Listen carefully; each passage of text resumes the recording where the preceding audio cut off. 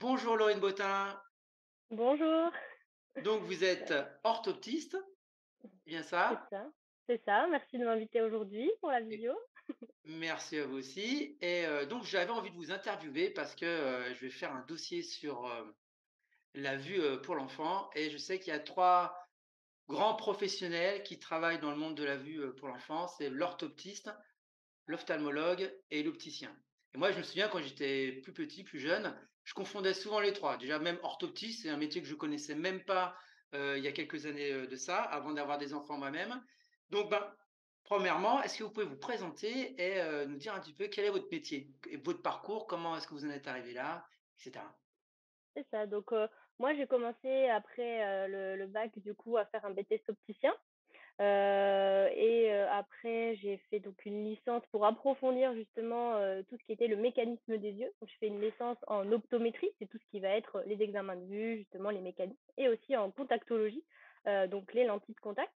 Avec, ça du coup, ça m'a donné envie d'encore plus approfondir et c'est là où j'ai découvert moi aussi le métier d'orthoptiste que j'avais pas, forcément, connu, auparavant.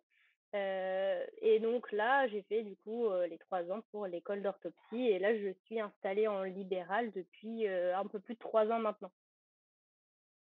Donc après, l'orthoptie, en quoi ça consiste? C'est assez, large.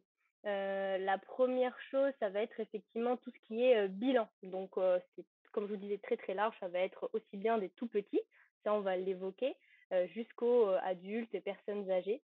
On va, chercher justement, quels sont, voilà, si les personnes viennent avec des plaintes, comment on peut les aider? Est-ce qu'il y a un problème musculaire, auquel cas on pourra nous faire la rééducation, ou plutôt un problème réfractif. Là, on redirigera vers les ophtalmologistes, par exemple.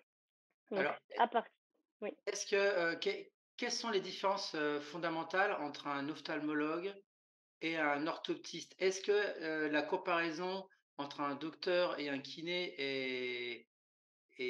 a une certaine logique ou non, c'est vraiment autre chose?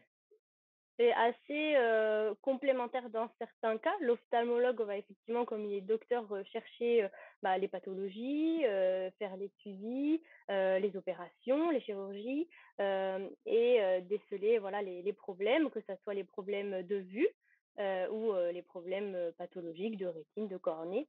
Et l'orthoptiste, comme vous l'avez bien dit, ça va être vraiment le kiné ou, la personne qui dépiste. Donc on va, faire des exercices, pour, améliorer le côté plus fonctionnel dans la vie de tous les jours, améliorer pour, limiter les plaintes. D'accord, donc à la Mmh. fois vous allez, dépister ce qui dysfonctionne dans la vue, des personnes, et des enfants en particulier et vous allez aussi amener de la rééducation en faisant faire des exercices, par exemple? C'est ça. Aussi bien donc des exercices, voilà pour apprendre c'est le plus commun, apprendre à loucher, apprendre à bien mobiliser ses yeux et que ça soit pas douloureux et après on a plusieurs ça c'est le côté global et après on a plusieurs rééducations effectivement. Rééducation par exemple pour les personnes âgées ayant des pathologies de basse vision, donc une vision très faible, on peut aider à aménager l'environnement, aménager les textes pour que ça soit, bah, justement plus facile au quotidien pour se déplacer, pour, faire les activités quotidiennes et pour les, certains enfants aussi ayant des difficultés scolaires, par exemple, on parle, assez souvent de dyslexie, tous ces troubles, dys et donc là, on peut aider justement à apporter des stratégies, compensatoires pour, améliorer la lecture, l'écriture.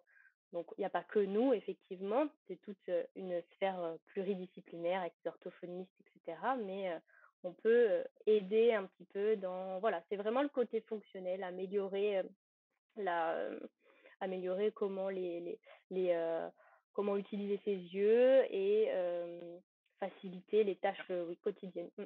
Alors concrètement, quel type d'exercice vous faites faire? Parce que ça fait autant je vais faire travailler les cuisses, je vois bien, je vais faire des squats, mais pour faire travailler les yeux, pour les améliorer dans leur fonctionnement, comment est-ce que vous faites concrètement? Donnez-nous un exemple. Alors je sais bien qu'il y a sans doute des dizaines d'exercices différents, mais donnez-nous quelques exemples d'exercices que vous faites. Le Oui, bien sûr, le plus, donc comme on l'a vu, hein, c'est il y a plein, plein d'œils. J'ai un petit, je vais vous montrer. Je sais pas si ça sera Oui. très visible à l'écran, mais voilà, on a un petit, œil comme ça qui est représenté avec les différents muscles tout autour.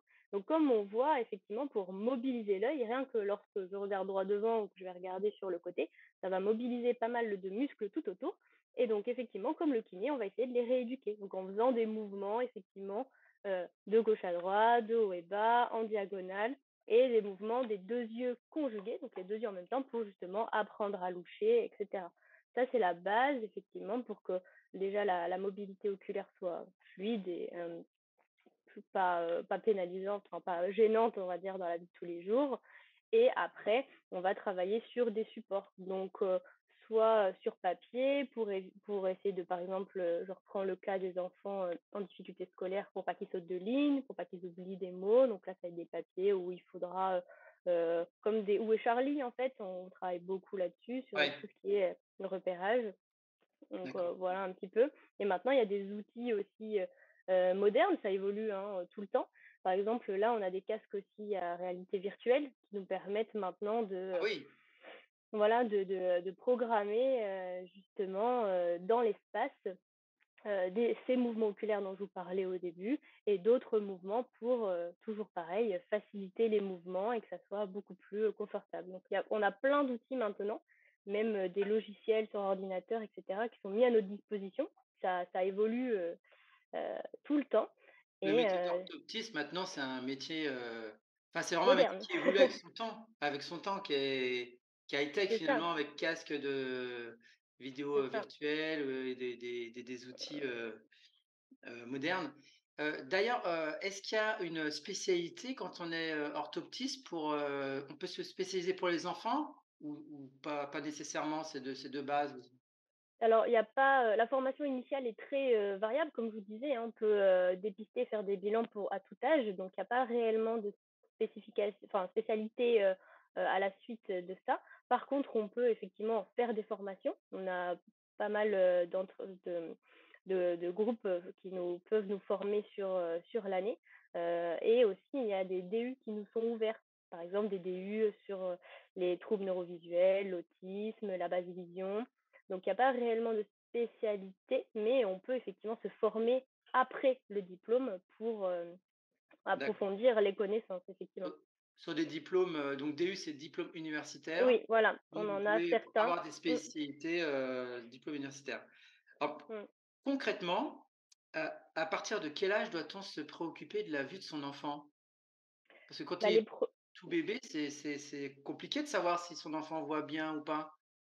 C'est ça, surtout, bah, quand ils ne parlent pas encore. Donc, nous, ce qui est préconisé, en tout cas, même dans les carnets de santé maintenant, c'est noté. On peut faire les dépistages à partir de 9 mois. Donc c'est vraiment des dépistages effectivement, succincts. On va éliminer en fait les, pathologies, les plus majeures et qui pourraient être pénalisantes pour le développement de l'œil. Donc Oui, ça va être, vraiment les 3 grandes choses. Le strabisme, donc regarder si l'œil ne louche pas, si les 2 yeux, regardent bien, droit devant. Les risques d'amblyopie, donc l'amblyopie, c'est un œil qui voit moins bien que l'autre. Donc pour ça, on va faire, voilà, des petits tests en cachant un œil, avec des machines et cetera pour voir, effectivement, s'il n'y a pas une différence des 2 yeux. Et la troisième chose, c'est effectivement les risques un petit peu de malvoyance, de errance du regard. Un enfant qui fixe pas à 9 mois, c'est pas normal, c'est pas ce qu'on attend.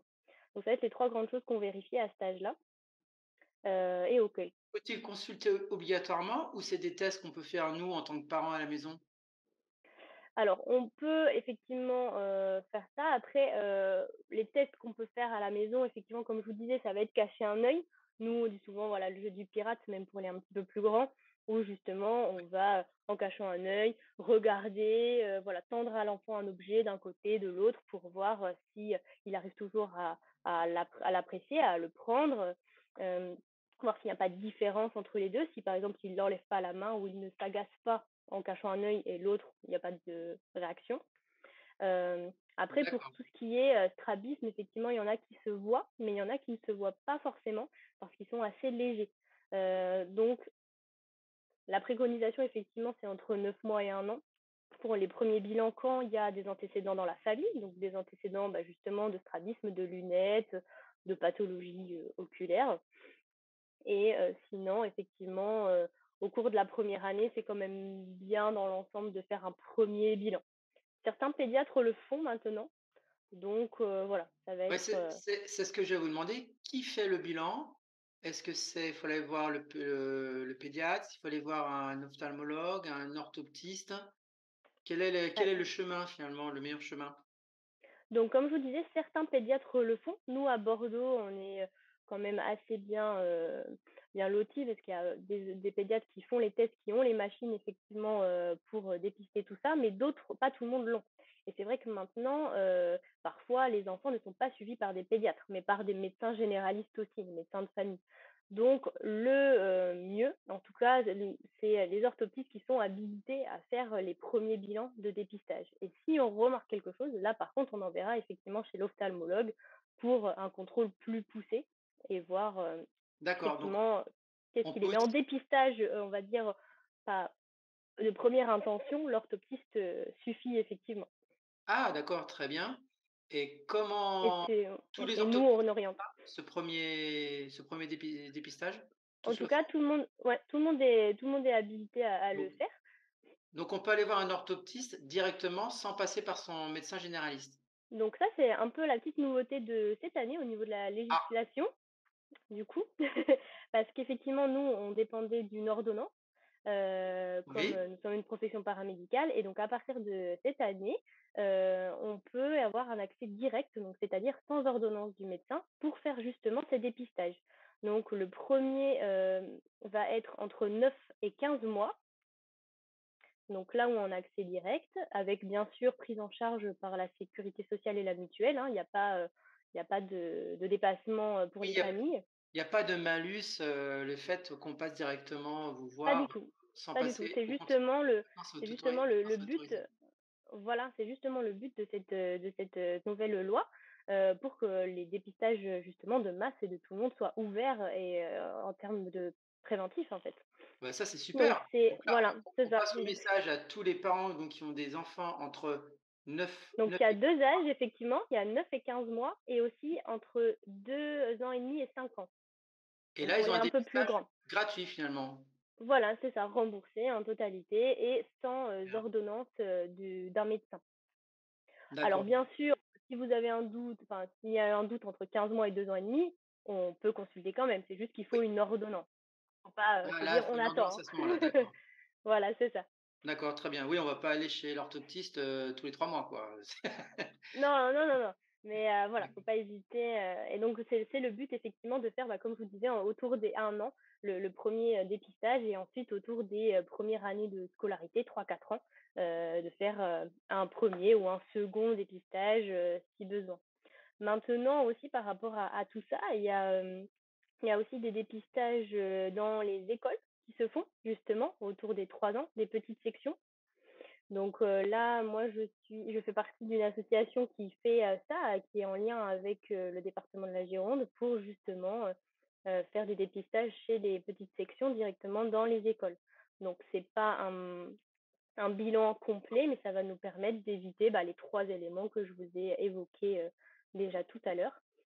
Et donc c'est vraiment, en lien avec, les PMI, du département et cetera pour, toujours dans le même but, en fait, c'est vraiment la prévention. Alors, on voit qu'on peut quand même consulter, on peut dire, on commence à consulter s'il y a pas de signe vraiment, évidents, on peut commencer à consulter à partir de 9 mois, si j'ai bien C'est ça, compris. c'est ça. Évidemment, si on voit qu'il y a un problème avant, on consulte avant, mais déjà entre 9 et 15 mois, il y a déjà un premier point qui peut être fait. Quels sont les risques si on consulte pas à temps? Qu'est-ce qui peut se passer? Est-ce que tout est rattrapable ou non? Il y a quand même des choses qu'il faut prendre, dès le plus jeune âge pour soigner ce problème? Bah, je reprends peut-être le cas justement le plus gros problème, ça va être l'amblyopie, donc un œil qui voit moins bien que l'autre. Donc si, c'est avéré et que l'œil se développe comme ça, il y aura toujours un œil qui, se développera plus vite que l'autre et donc à terme, effectivement, il peut y avoir, dans la vie d'adulte aussi, pardon, dans la vie d'adulte aussi, ça peut rester. Donc l'âge un petit peu limite, c'est autour des 6 ans, parce que la maturité se fait, la plus grosse, partie de la maturité se fait jusqu'à 6 ans. Donc c'est avant cet âge-là qu'il faut dépister ça pour, justement le soigner, le prendre en charge pour pas que ça soit irréversible plus tard. Oui, ouais, j'avais entendu parler de cette histoire qu'effectivement, Pardon. si on avait un œil ah ouais, c'est la saison des rhumes, hein. Si on avait un œil qui voyait beaucoup mieux que l'autre, finalement, le cerveau s'habituait à travailler avec cet œil-là et quelque part abandonnait un petit peu l'autre œil qui avait, de plus en plus qui se dégradait de plus en plus, finalement. Ouais, j'avais encore une autre question. Oui, oui, pas de souci, pardon. C'est bon. Ah attendez, zut, vous êtes toujours là? Oui. Super. Alors j'avais encore une autre question, Pardon. c'est, y a-t-il une hygiène de vie pour, conserver une bonne vue ou pour améliorer sa vue éventuellement? Alors lorsqu'on est enfant et aussi lorsqu'on est adulte. Ça, je pense que ça va intéresser beaucoup de monde. Donc il y a pas, de solution, miracle, c'est sûr, mais on peut essayer justement de limiter, les, les, les éléments un petit peu qui peuvent perturber, au niveau du développement, par exemple. Donc là, on est un petit peu dans le thème des enfants, donc on parle beaucoup des écrans maintenant. Heu donc effectivement, au niveau de la vue, à quoi ça peut, tendre, c'est que souvent, bah, les écrans, les tablettes, les téléphones, on va les placer, même pour nous adultes, hein, souvent très, très proches. Ça va, induire, de là, la première chose, un effort visuel assez, conséquent parce que comme on est très près, ça nous demande un effort, hem, assez important. En plus, on passe du temps dessus, donc on fait pas de pause visuelle et Parce moi qui étais prof de physique pendant quelques oui, années, j'avais étudié, le fonctionnement de l'œil et effectivement, oui, l'œil est au repos quand il regarde loin, quand il regarde c'est entre ça. guillemets «à l'infini». Là, l'œil est au repos, mais dès qu'on regarde plus près, même, ne serait-ce qu'à quelques dizaines de mètres, l'œil commence déjà à accommoder et il va accommoder donc accommoder, c'est le fait de De courber le bouger. cristallin pour, avoir une image nette sur, la rétine et il va accommoder d'autant plus fort qu'on va regarder quelque chose de près et c'est une tension musculaire finalement qui est constante. C'est un petit peu si, on faisait un squat mais qu'on restait, au milieu et sans bouger, au bout d'un moment, il y a les cuisses qui tétanisent. Donc là, il y a aussi un phénomène j'imagine où le muscle va se fatiguer de toujours courber et de toujours regarder, les écrans près. Bon, après moi je me fais un petit peu l'avocat du diable aussi. C'est compliqué, de ne pas regarder, d'écran finalement aujourd'hui. Moi aussi je regarde beaucoup, les écrans et donc Donc ce qui est si c'est principal, en il y a tout cas, possible avec l'écran. les oui, voilà, ce qui est principal avec les écrans, effectivement, comme vous l'avez dit, ça va, émettre un effort. Il y a ça et il y a aussi le côté de lumière, bleue et cetera, très luminescente. Je suis désolée. Ah, la lumière Bon, aussi, le type de lumière oui, pardon. et il y a peut-être aussi, vous allez le confirmer ou pas, la possibilité de finalement de faire des pauses régulièrement, c'est-à-dire de C'est ne ça. pas passer, 3 heures de suite en regardant un écran à 20 centimètres, mais peut-être, bah, de s'imposer une pause toutes les demi-heures à Donc en souffler fait, ce qui est préconisé, en tout cas, un peu, c'est effectivement, de faire des pauses toutes les 20 minutes et toutes il les 20 faut minutes. regarder au loin et pendant 20 secondes. Donc Ah! normalement, c'est la règle des Bien. 20-20-20. C'est juste que c'est 20 minutes, 20 secondes et 20, feet, enfin en gros, il faut regarder au loin quoi, 20 À mètres. 20 mètres quoi, à peu près. L'unité de mesure, ouais, à Ouais, 5 ouais, ouais. mètres au-delà de pour revenir un petit peu aux écrans, en fait, ce qui va être principal, c'est d'éviter tout écran avant les 3 ans. Parce que c'est là où justement il y a tout le développement qui va se faire aussi au niveau de la parole, au niveau de la psychomotricité et cetera. À la, notion de 3D, de construction, qui est aussi très importante. Donc c'est surtout là qui est, très important de tenir et après, il y a, aussi, des temps à respecter. Effectivement, maintenant, on est dans une, société où c'est compliqué, de ne plus vivre avec, les écrans. Donc il faut juste essayer de les limiter. Il y a des préconisations qui, sont, établies. Donc comme je vous disais, avant 3 ans, pas d'écran, en tout cas, ou sur des périodes très courtes, sur, des petits jeux, des choses comme ça, pendant, 10 minutes, ça suffit, hein. L'attention d'un enfant, est, quand même assez limitée à cet âge-là et ensuite, entre 3 et 6 ans, par exemple, 20 minutes et cetera. C'est des choses où on peut, effectivement faire ça de façon ludique. Ce qui est quand même, important de savoir, c'est que, bah, tout ce qui est les dessins animés et cetera, même si ça reste éducatif, c'est quelque chose qui va stimuler beaucoup, beaucoup, l'enfant. Donc c'est pour ça qu'il faut éviter de le faire, par exemple, le matin avant d'aller à l'école.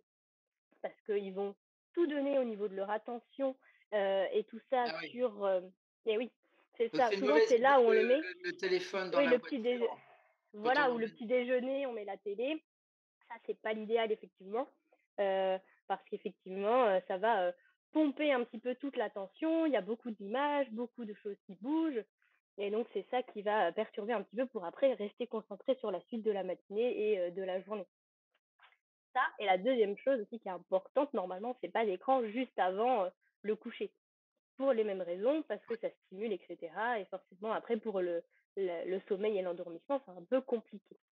Donc ça, Donc c'est si vraiment donc important. déjà, si on, supprimait l'écran complètement, alors il y a des parents qui arrivent, hein, moi personnellement j'y suis pas arrivé, mais en tout cas, si on peut limiter grandement l'écran le matin avant de partir à l'école, déjà pour un Voilà, phénomène de concentration, et d'attention, qui vont être consommés avant, la journée de classe et ensuite, éviter l'écran coucher, aussi, voilà. 1 heure ou 2 avant le coucher. Ça, c'est déjà une 1re étape, plus faire des pauses, demander à son enfant de faire des pauses régulièrement. Ça aussi, c'est essentiel et encore ce que j'ai retenu, c'est, absolument éviter, les écrans avant 3 ans. C'est Là, ça, c'est la télé qu'on laisse tourner, voilà, en fond, ça, voilà, ça peut avoir un impact déjà. Mmh. il y a un impact sur la vue, mais il y a un impact, sur le cerveau. Au niveau développemental, effectivement, hein. J'en avais parlé avec une psychomotricienne et Ouais. effectivement, sur tous les jeux de construction, c'est compliqué après.